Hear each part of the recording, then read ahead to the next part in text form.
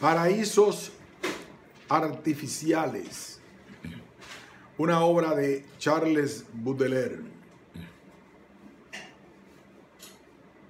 Del vino y del hachís, comparados como medio de multiplicación de la individualidad.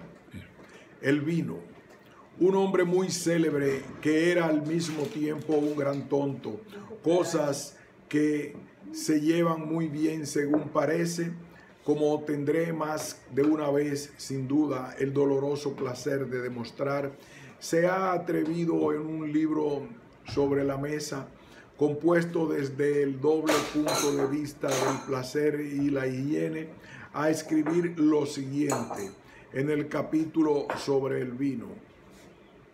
El patriarca Noé pasa por ser el inventor del vino. Es un licor que se hace con el fruto de la vid. Y después nada.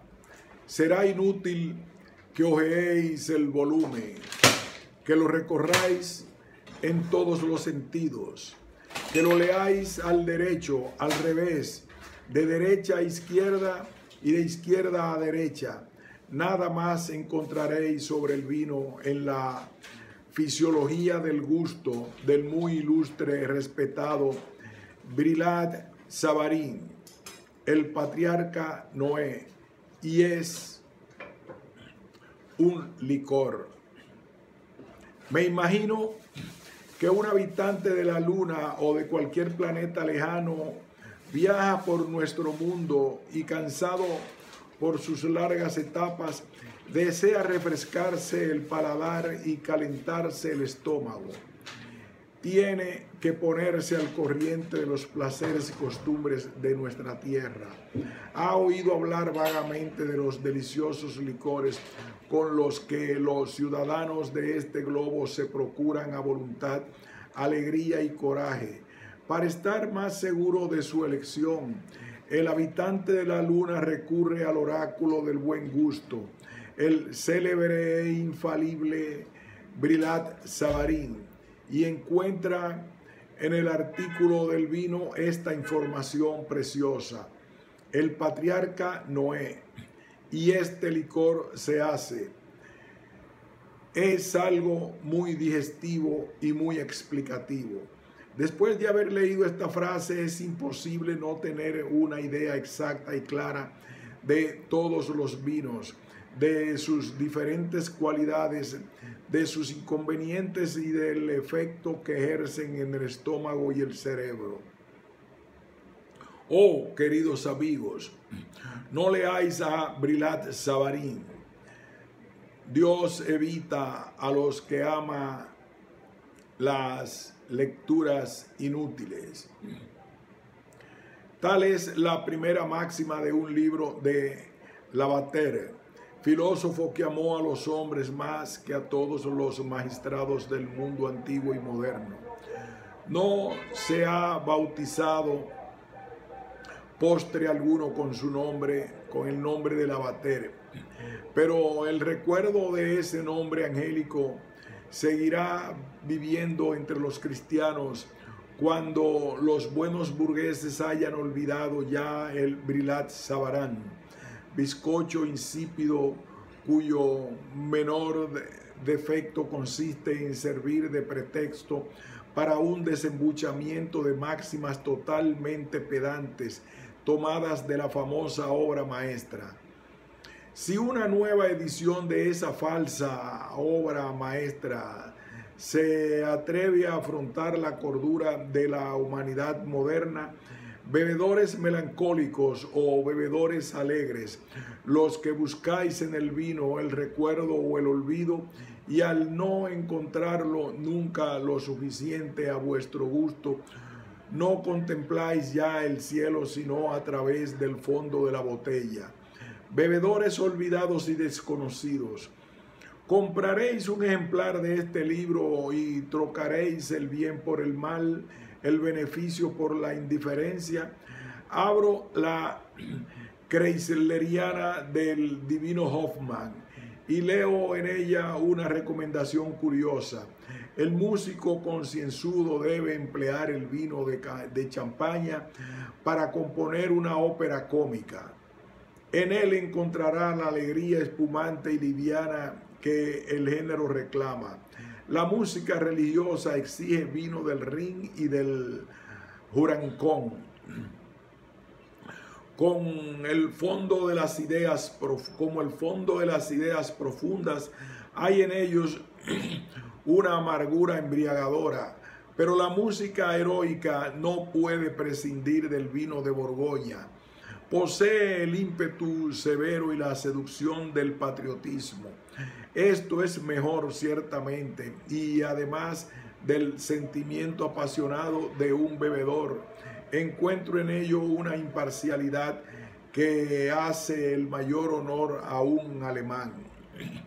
Hoffmann había armado un raro barómetro psicológico destinado a mostrarle las diferentes temperaturas y los fenómenos atmosféricos de su alma. En él se encuentran divisiones tales como estas: tendencia ligeramente irónica atemperada por la indulgencia, amor a la soledad con profunda satisfacción de mí mismo, júbilo musical, entusiasmo musical, tempestad musical, alegría sarcástica insoportable para mí mismo, inspiración a salir de mí yo, objetividad excesiva y fusión de mi ser con la naturaleza. No es necesario decir que las divisiones del barómetro moral de Hoffmann se hallaban acotadas de acuerdo con el orden de su generación, como en los barómetros corrientes. Me parece que entre barómetros psicológicos y la explicación de las cualidades musicales de los vinos existe una fraternidad evidente. Hoffmann comenzaba a ganar dinero cuando se lo llevó la muerte. La fortuna le sonreía. Como nuestro querido y gran Balzac, solo en los últimos tiempos vio brillar la aurora boreal de sus esperanzas más antiguas.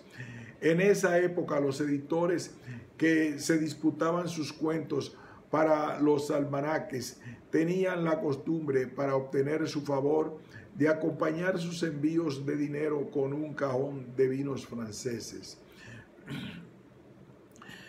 Profundos goces del vino.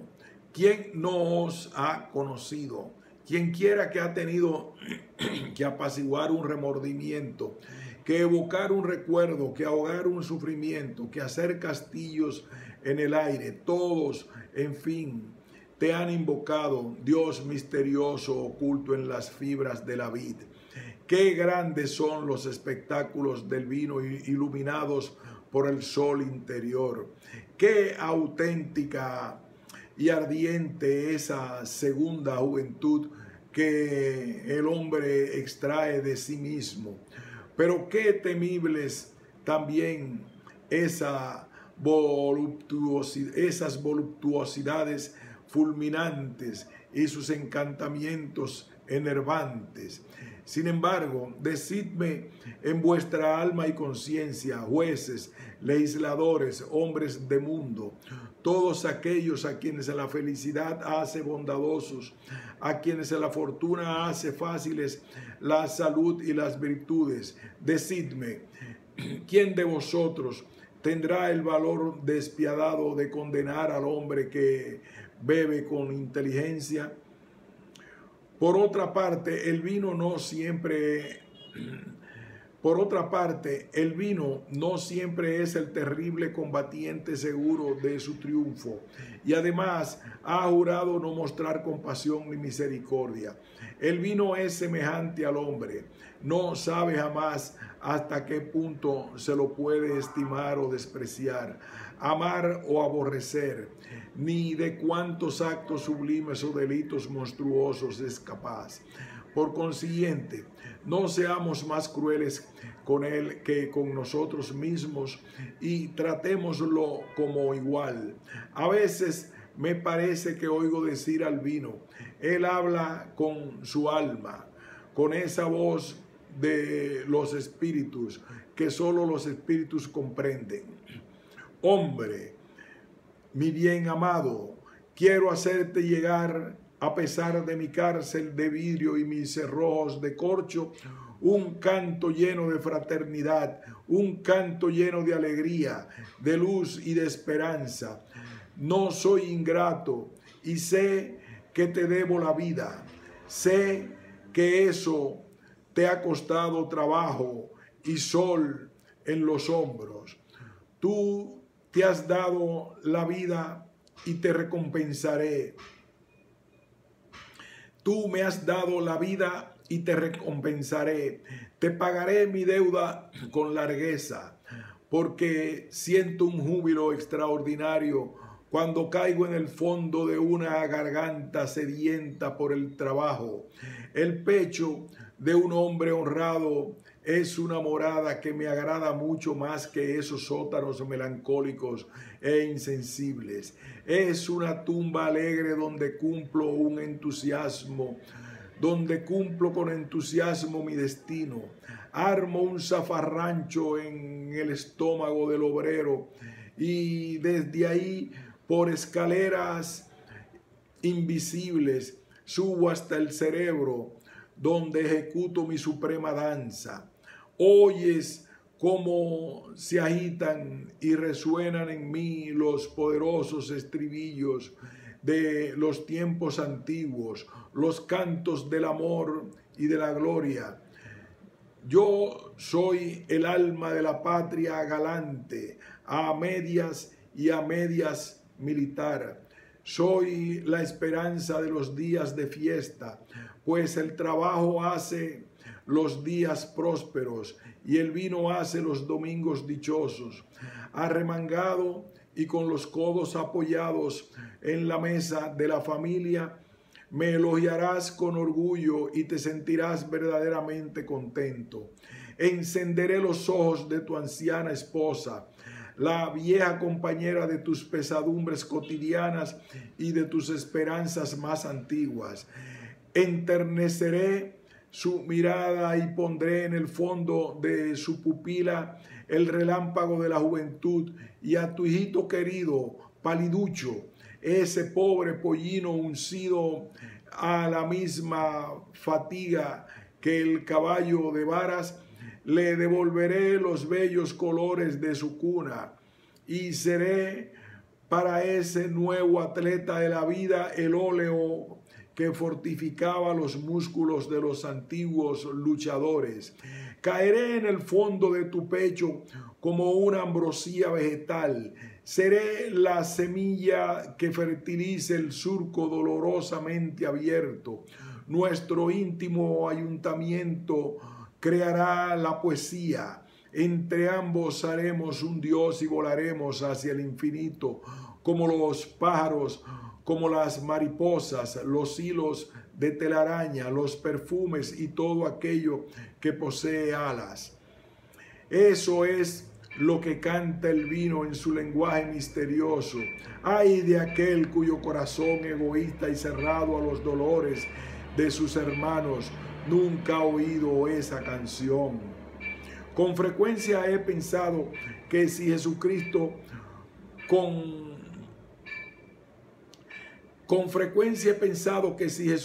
compareciera al presente en el banquillo de los acusados, encontraría algún acusador público que demostraría que la reincidencia empeora su caso.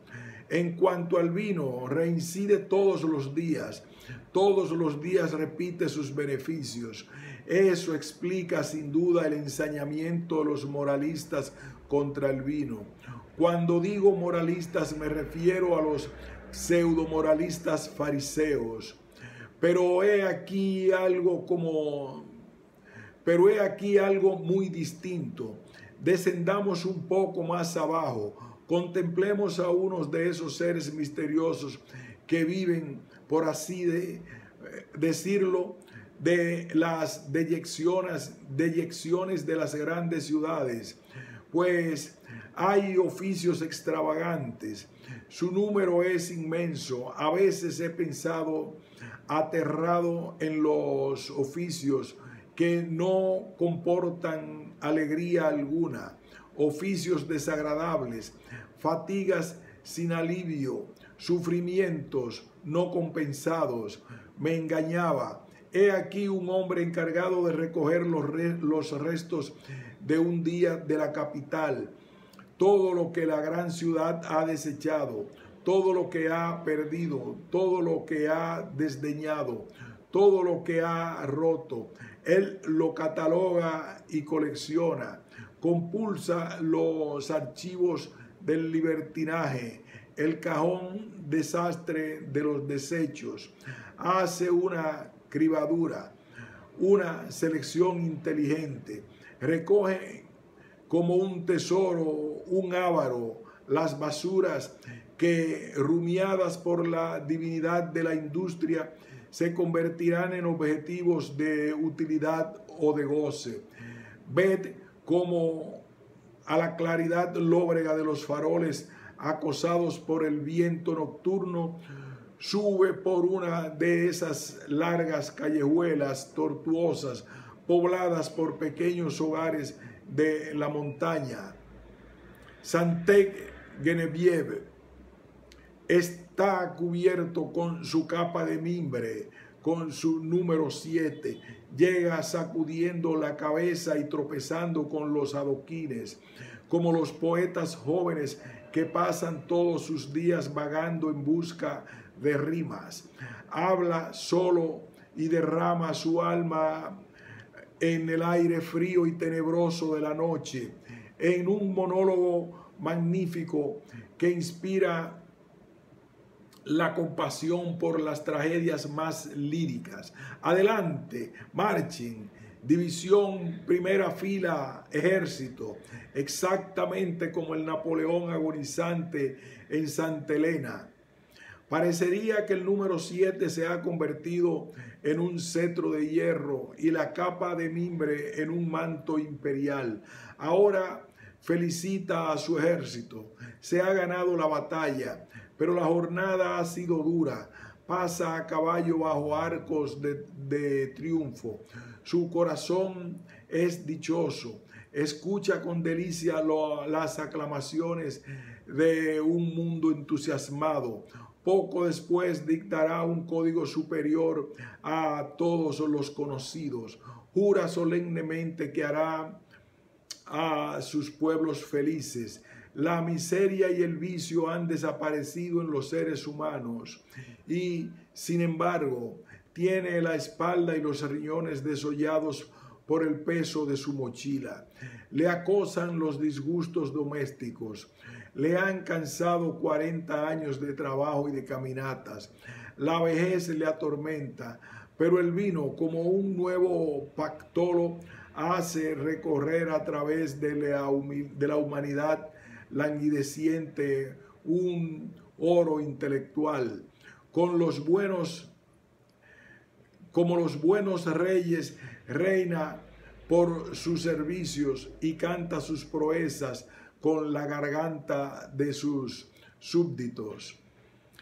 Hay en el globo terráqueo una multitud innumerable y sin nombre cuyo sueño no adormecería bastante los sufrimientos. El vino compone para ella canciones y poemas. Muchas personas me encontrarán sin duda demasiado indulgente. Usted absuelve la borrachera e idealiza el vicio. Confieso que ante los beneficios carezco de coraje para contar los daños. Por lo demás, ya he dicho que al vino se lo puede asimilar con el hombre y he concedido que sus crímenes son tantos como sus virtudes. ¿Puedo hacer algo más? Por otra parte, se me ocurre una idea. Si el vino desapareciera de la producción humana, creo que en la salud y el intelecto del planeta se produciría un vacío, una ausencia, una imperfección mucho más espantosa que todos los excesos y las desviaciones de que se hace responsable al vino.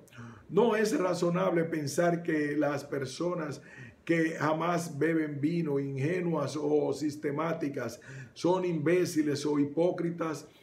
Imbéciles, es decir, hombres que no conocen la humanidad ni la naturaleza, artistas que rechazan los medios tradicionales del arte, obreros que blasfeman de la mecánica, hipócritas, es decir, glotones, vergonzantes, fanfarrones de la sobriedad que beben a escondidas y ocultan algún vino.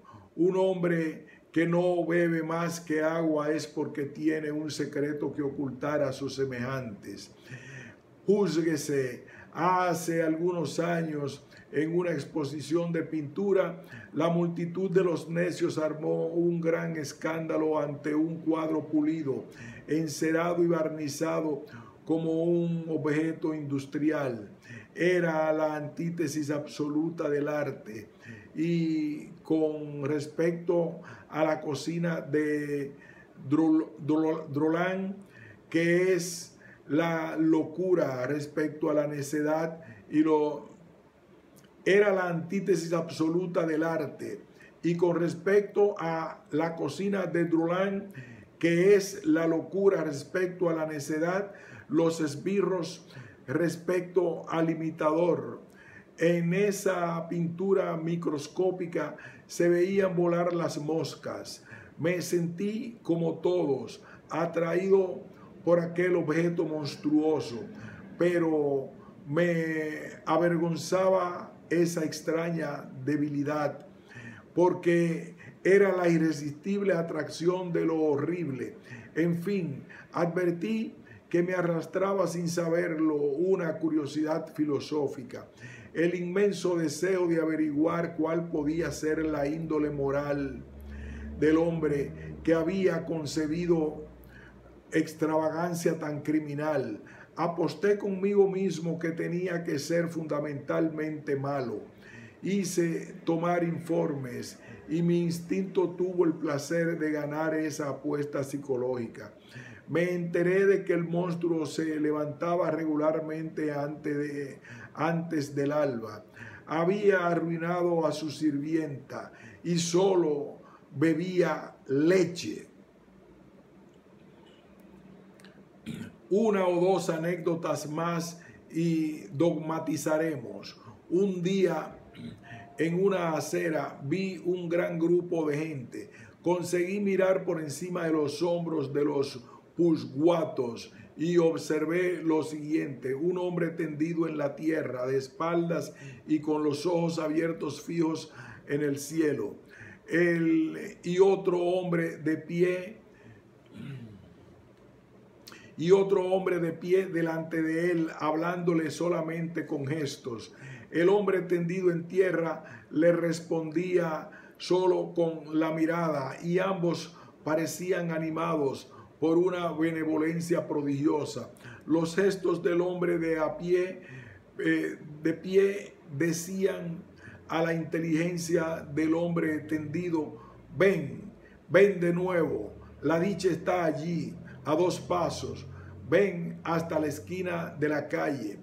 No hemos perdido por completo la vista, la costa de la aflicción. Todavía no estamos en la alta mar del ensueño. Vamos, valor, amigo, diles a tus piernas que satisfagan tu pensamiento. Todo esto lleno de vacilaciones y de balanceos armoniosos. El otro estaba ya, sin duda, en alta mar. Por lo demás, navegaba en el arroyo, pues su sonrisa beata respondía: deja en paz a tu amigo.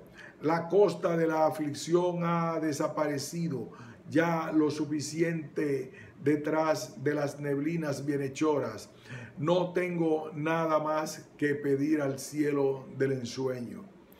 Creo haber oído también una frase vaga, o más bien que se escapaba de su boca, un suspiro vagamente formulado en palabras: hay que ser razonable. Esto es el colmo de lo sublime. Pero como veréis, en la embriaguez existe lo hipersublime, siempre lleno de indulgencia. El amigo va solo a la taberna y vuelve con una cuerda en la mano. Sin duda, no podía soportar la idea de navegar solo o de correr a solas tras la dicha. Por eso iba a buscar a su amigo en el coche. El coche era la cuerda y le pasó ese coche por la cintura. El amigo tendido le sonríe, sin duda ha comprendido el maternal pensamiento. El otro hace un nudo en la cuerda. El otro hace un nudo en la cuerda y luego comienza a andar como un caballo apacible y discreto y acarrea a su amigo hasta la cita con la felicidad. El hombre acarreado, o más bien arrastrado, y que pulimenta el pavimento con la espalda, continúa sonriendo con su sonrisa inefable.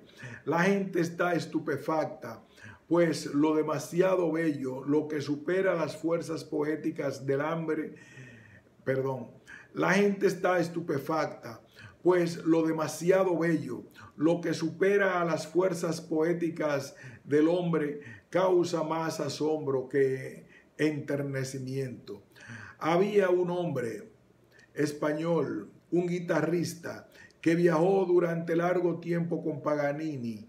Eso sucedió antes de la época gloriosa de Paganini. Ambos llevaban la gran vida vagabunda de los bohemios, de los músicos ambulantes, de las personas sin familia y sin patria. Ambos, violín y guitarra, daban conciertos en todas partes por donde pasaban. Erraron así durante mucho tiempo por diversos países. Mi español poseía tal talento que podía decir como Orfeo: soy el dueño de la naturaleza. Por donde quiera que iba, rasgando las cuerdas de su guitarra y haciéndolas vibrar armoniosamente bajo el pulgar, estaba seguro de que le seguiría una multitud de hambre. Le seguían como a Jesucristo. No es posible negar comida y hospitalidad al hombre, al genio, al hechicero que hace cantar a vuestra alma sus canciones más bellas, las arias más secretas, las más desconocidas y las más misteriosas. Me han asegurado que ese hombre, en un instrumento que solamente produce sonidos sucesivos, obtenía fácilmente sonidos continuados. Paganini llevaba la bolsa y ejercía la gerencia de los fondos sociales. Que no sorprenderá a nadie. Paganini llevaba la bolsa y ejercía la gerencia de los fondos sociales, lo que no sorprendería a nadie. La caja viajaba en la persona del administrador. Tan pronto estaba arriba como abajo, hoy en las botas y mañana entre las costuras del traje.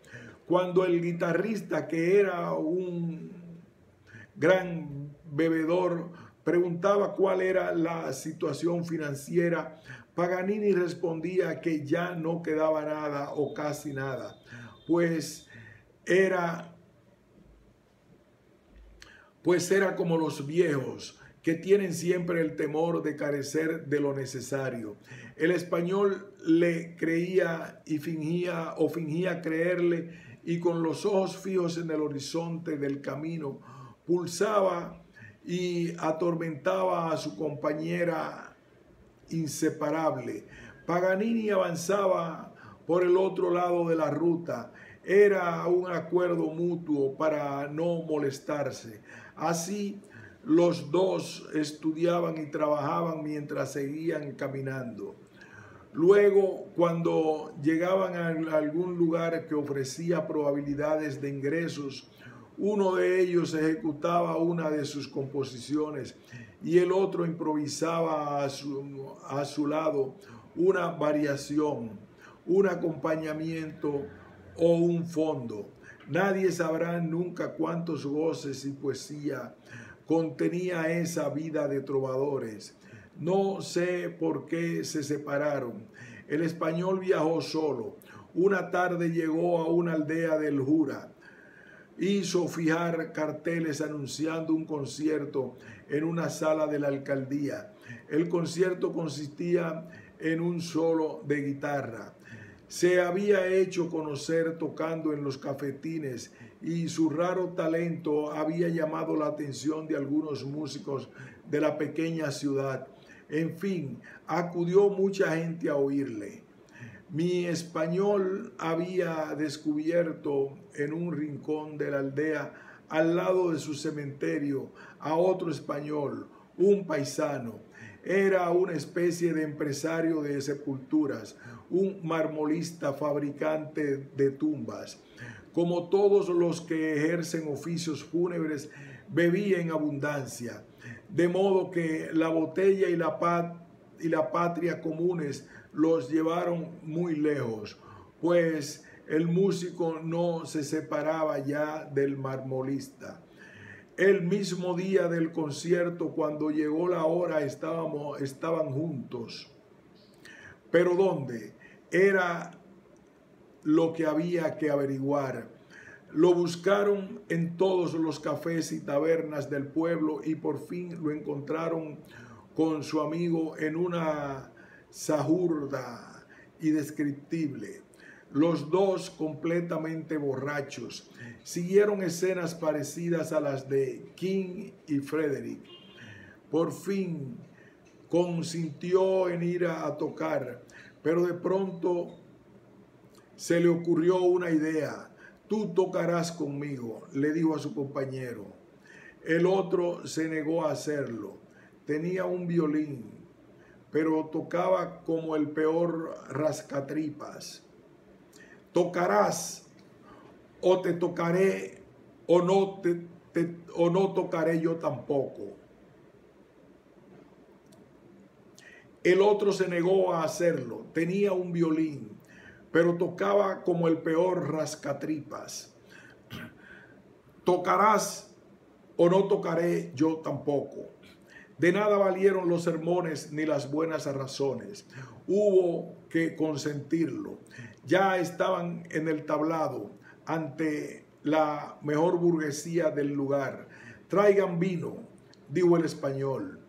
El constructor de sepulturas, conocido por todos, aunque no como músico, estaba demasiado borracho para sentir vergüenza. Cuando llevaron el vino, no tuvieron paciencia ni siquiera para destapar las botellas y los ruines bribones Cuando llevaron el vino, no tuvieron paciencia ni siquiera para destapar las botellas y los ruines bribones las guillotinaron a cuchillazos como las personas maleducadas. Juzgad qué buen efecto producirá eso en los provincianos endomingados. Las damas se retiraron y ante aquellos borrachos que parecían medio locos, mucha gente se fue escandalizada, pero obtuvieron su recompensa aquellos que el pudor no apagó la curiosidad y tuvieron el valor de quedarse. Comienza, ordenó el guitarrista al marmolista. No es posible expresar qué clase de sonidos salieron de aquel violín borracho. Parecía que Baco delirante cortaba piedras con una sierra. ¿Qué tocaba o qué quería tocar? Era lo mismo. Lo primero que se le ocurría. De pronto una melodía enérgica o suave, caprichosa y única al mismo tiempo, envolvía, extinguía, ahogaba y disimulaba la batahola chillona. La guitarra cantaba con un tono tan alto que ya no se oía el violín, y sin embargo era melodía, la melodía borracha que había iniciado el marmolista. La guitarra se expresaba con enorme sonoridad, charlaba, cantaba, declamaba con una verbosidad aterradora y con una seguridad y una pureza de dicción inauditas. La guitarra improvisaba una variación sobre el tema del violín de ciego. Se dejaba guiar por él y vestía espléndida y materialmente la tenue desnudez de sus sonidos. Mi lector comprenderá que esto es indescriptible. Me lo ha contado un testigo veraz y serio.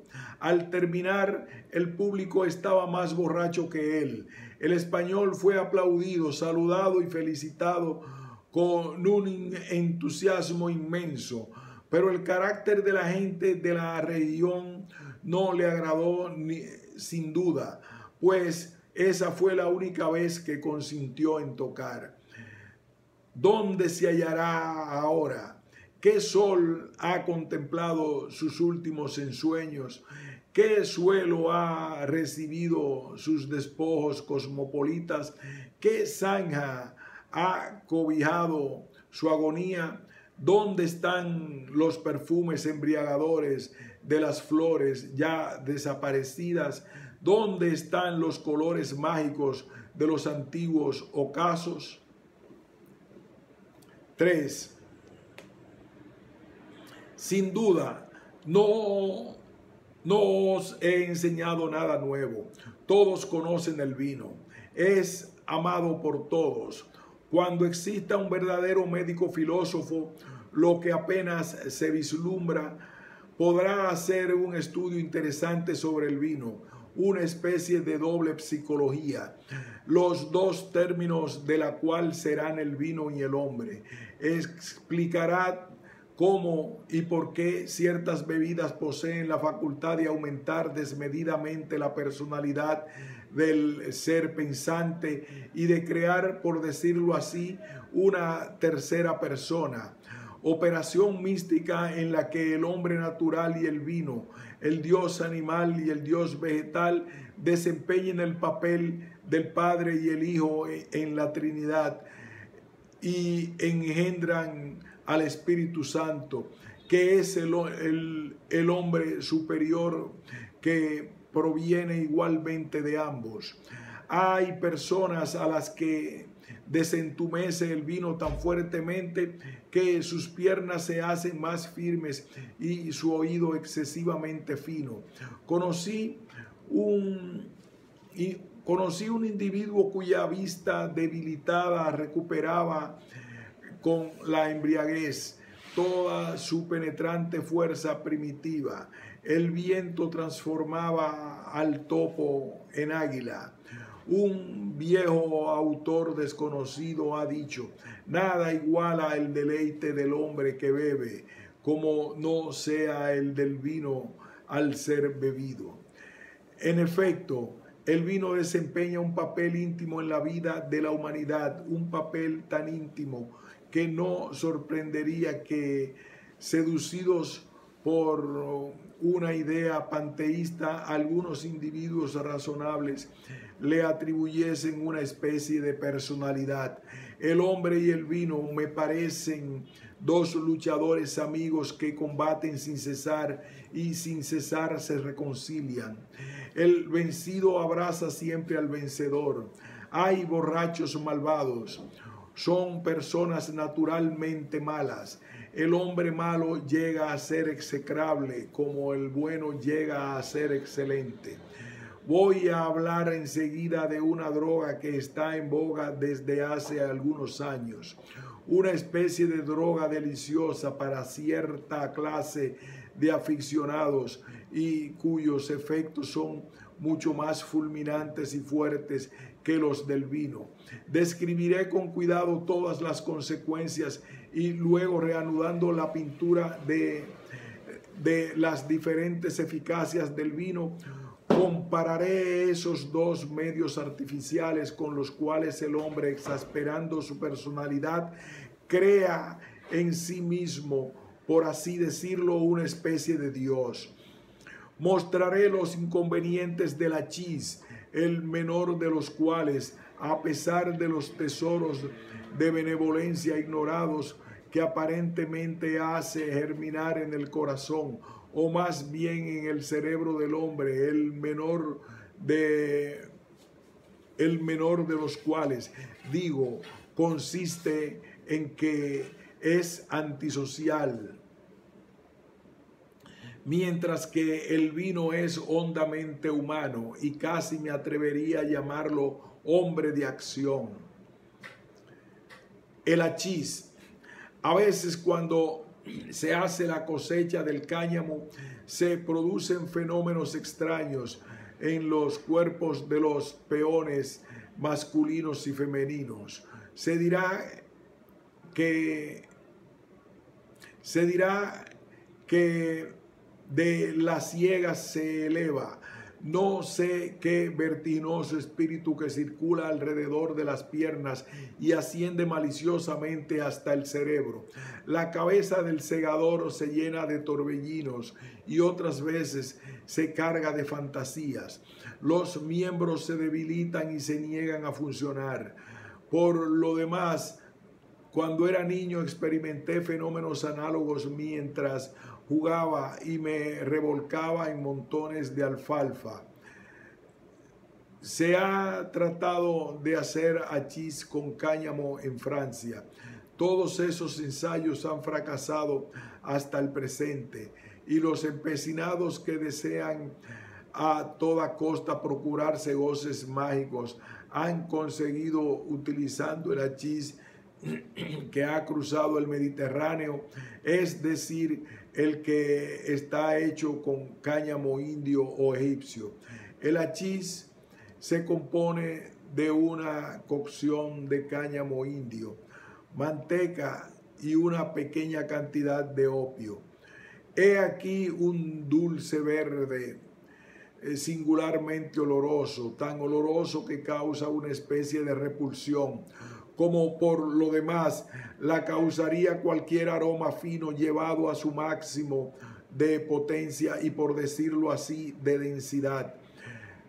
Tomad una porción grande como una nuez, llenad con ella una cucharita y poseeréis la felicidad absoluta con todas sus embriagueces, con todas sus locuras juveniles y también con sus infinitas beatitudes. La felicidad está allí en la forma de un trocito de dulce. Tomadla sin temor porque no mata, no daña gravemente los órganos físicos. Tal vez vuestra voluntad queda disminuida, pero ese es otro asunto. En general, para dar al hachís toda su fuerza y toda su eficacia, hay que diluirlo en café muy caliente y tomarlo en ayunas. La comida se demora hasta las 10 o las 12 de la noche y solo se puede ingerir una sopa liviana. La infracción a la regla tan sencilla produciría vómitos, pues la comida es incompatible con la droga o con la eficacia del hachís. Muchos ignorantes o imbéciles que se conducen así acusan al hachís de ineficaz. Apenas es absorbida la pequeña droga, operación que por otra parte requiere cierta resolución, pues como he dicho, la mezcla es tan olorosa que causa a algunas personas síntomas de náuseas. Os sentiréis inmediatamente un estado ansioso. Habéis oído hablar vagamente de los efectos maravillosos del hachís. Vuestra imaginación se ha hecho de él una idea particular, un ideal de embriaguez, y estáis impacientes por saber si en realidad el resultado estará en consonancia con esa idea preconcebida. El tiempo que transcurre entre absorción del brebaje y los primeros síntomas varían según sus temperamentos y también de acuerdo con la costumbre. Las personas que poseen el conocimiento y la práctica del hachís sienten a veces al cabo de media hora los primeros síntomas de sus efectos. Me olvidé de decir que el hachís produce en el hombre una exasperación de su personalidad y al mismo tiempo una sensación muy viva de las circunstancias y el ambiente. Conviene no someterse a su acción, sino en ambientes y circunstancias favorables. Así como todo júbilo y todo bienestar son excesivos, así también todo dolor y toda angustia son inmensamente profundos. Aquí hacemos una parada para continuar con esta lectura más adelante.